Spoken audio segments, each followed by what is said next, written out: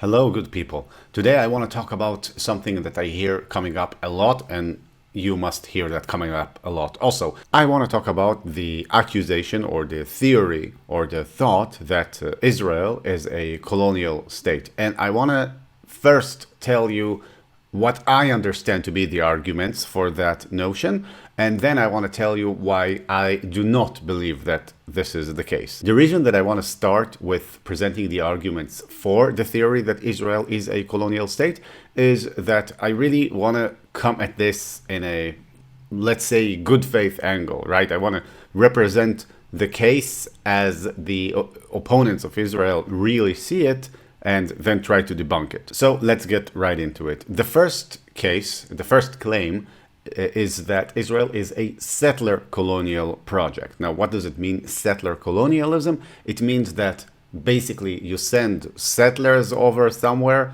and you start settlements or colonies or towns or whatever you want to call it. And over time, these settlements grow and they take over land, right? The settlements come over to the new territory with the promise of new riches and new life or whatever. Now, how does that fit with Israel? Simple.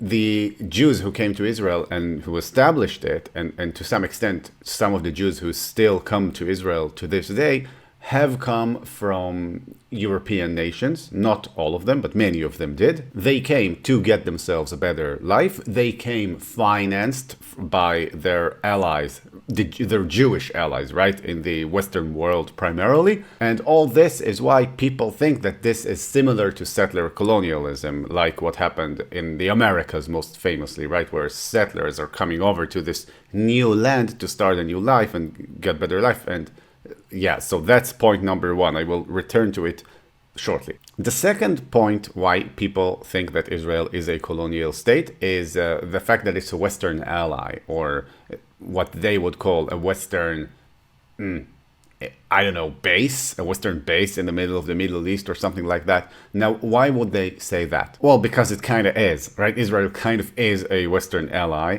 And if you take the memory, like the historic memory of what people remember about the West, especially people who are not Western, they would say imperialism and colonialism. Now, I remind you that imperialism is the notion that a country, a state, should not only rule its own people or its own ethnic group, but it should always strive to extend, right? That's what led to colonialism in the first place, in a sense. So to people who believe that Israel is a colonial project, Israel is an extension of Western power over in Islamic territory, right? So historically, it reminds them of colonialism. Also, there have been no cases similar to Israel, right? In Israel's case, as we shall see, these are not exactly settlers in the common sense that there have been historically from the West. But if this is the example that you have to go on, that then you would look at this and say, yeah, this reminds me of the colonies in the Americas, in Oceania, in wherever. Another point that people use to claim that Israel is a colonial project is the fact that they see Israel establishment as a displacement of the native population. And this is, of course, very similar to what we've seen in previous colonial projects, like famously the Americas or even Oceania, right? That there has been some native population, the Native Americans in the American case, and the settlers came and they were financially backed and they were technologically advanced, and they essentially pushed the natives out, right? And displaced them and mistreated them and took over their land, and now they have a state, right? So in Israel's case, of course, people would think about the War of 1948, what Israelis would call the War of Independence, or what the Arabs would call the Nakba, which translates to catastrophe. They would say that this is a case of the settlers pushing out the natives. They might also point to even before the 48 war, right? The fact that the Jews kept coming in, or they would say European settlers kept coming into Israel, Palestine, and pushing the Arabs out even before the war. And they would say that probably that the war started because it became too much and things just erupted. And now I'm going to get to a few more points that people use, but these Well, okay, these are driving forces behind the scenes, but people don't tend to say them out loud because they find that they sound kind of silly, kind of strange, kind of conspiratorial. You'll see what I mean. So the first of these is the claim that the Jews of today, especially the European Jews, are actually not really Jews, right? I know this sounds kind of funny, so here it is.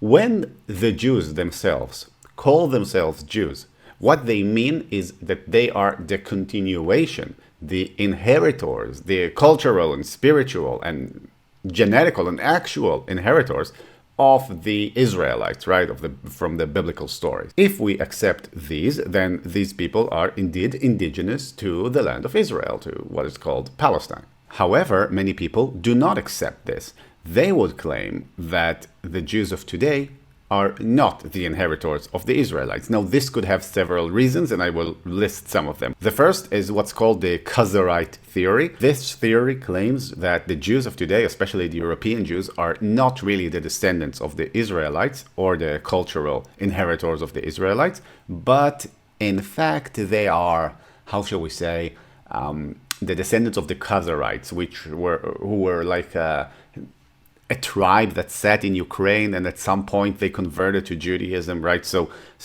the theory is that these people are the European Jews of today and not the Israelites. Now, common sense kind of leads to this being debunked because the European Jews spoke Yiddish, right, which is a combination of Central European language and the Semitic Hebrew, right? So this is exactly what you would expect if these were indeed people who were pushed out of the land of Israel many, many years ago and kept their culture while being in Europe, and thus developing a language that's like a mix of Central European and Hebrew.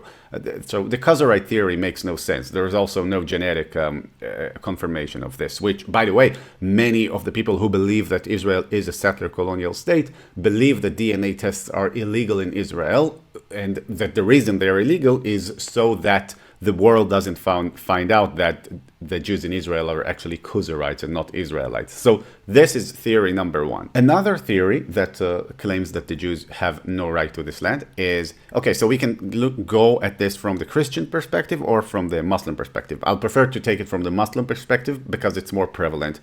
Here's the thing.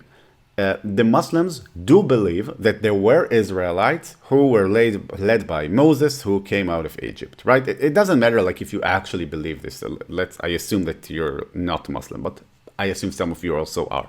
So it doesn't matter if you actually believe this. We are all aware of the story, right? So the Christians would agree that this happened and that these were the Jews, the Israelites. Most Christians would agree. Same with the Jews, of course. The Muslims, however, believe that these people are actually Muslims. They were not Jews. Like, they had the original notion of the one true religion before it was corrupted later, and then Muhammad was needed to come and correct it, right? This is the notion of Islam, essentially. So if we accept this narrative of history, then these people were indeed righteous, but they were Muslims. They were not Jews. So in a sense, the Jews are not indigenous, right? The Muslims are indigenous. They always have been. By the way, this is, I guess, kind of also relates to the reason that when a person converts to Islam, the Muslims would not call him a convert. They would call him a revert. Like, he reverted back to the original true faith, which we call Islam. In other words, we as Westerners, I would say, we like to conceive of Islam as beginning to exist around 1,500 years ago. But the Muslims themselves, they would not say this, right? They would say that there were Muslims. Well, Adam and Eve were Muslims, essentially. There were always Muslims. It's just that it was corrupted over time, and so Muhammad was needed to correct it. And if this is true,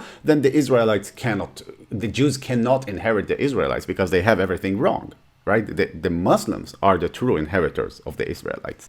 Right, so hopefully I've presented some cases of why people believe that Israel is a colonial state, and hopefully I did not strawman the arguments too much. I was trying to give them a fair shot and really present them. Now I'm going to say why I don't think that Israel is a colonial state or colonial project, and I hope that I will be able to convince you if you're still on the fence about it. The first thing is that colonies essentially, historically, had a mother country.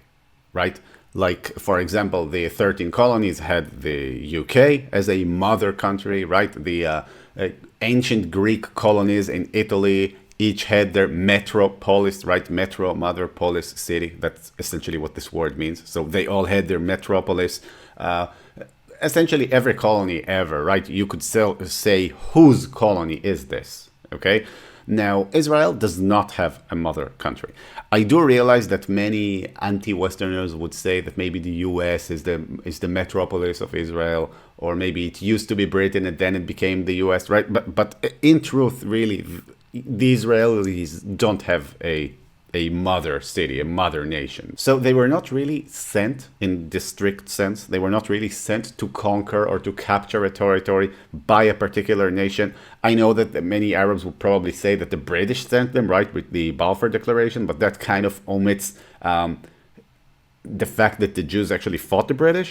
Actually, the one of the last fights that happened in the War of 48 was Israeli pilots versus British pilots with Spitfires, right? So it actually happened. They were fighting each other. So in this sense, Israel was an anti-colonial movement. They also fought the British as the occupying colonial power in order to re-establish their state. Another reason why Israel is obviously another colonial project is that people always point at the European roots of Israel, and it's true, Zionism is very much a European movement, but of the population in Israel, many of them, if not most of them, are descendants of people who were expelled or fled from the Arab countries, right?